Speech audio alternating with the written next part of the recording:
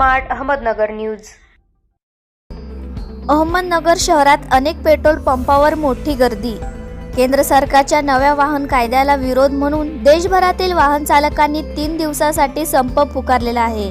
आज दुपारी नवी मुंबई ट्रक चालक आक्रमक झाल्याचं पाहायला मिळाले होते। राज्यातील आणखी काही शहरांमध्ये देखील वाहन चालक आक्रमक झाले होते।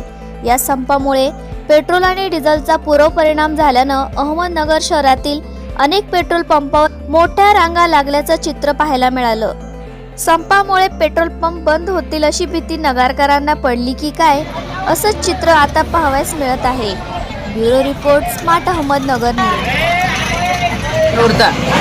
पेट्रोल पंप आहे इथं गर्दी कसली राहिली की लोकांना एक अफवा आहे की उद्या बसून पेट्रोल पंप स्ट्राईक आहे 3 दिवस, त्यामुळे ही गर्दी चालू आहे सगळी।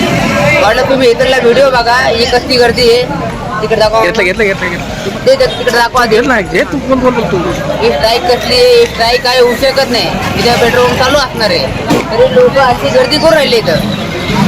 गर्दी काय म्हणजे गर्दीचं काय व्हॅल्यू नाही, काय महत्व नाही आला। उद्यापासून पेट्रोल पंप चालू राहणार आहे। उद्या असं बनवू शकतो ना, ब्लॅक मध्ये पण सुद्धा विकलं जाऊ शकतो।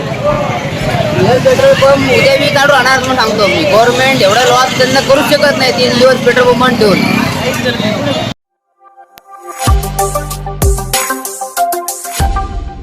Smart Ahmednagar news.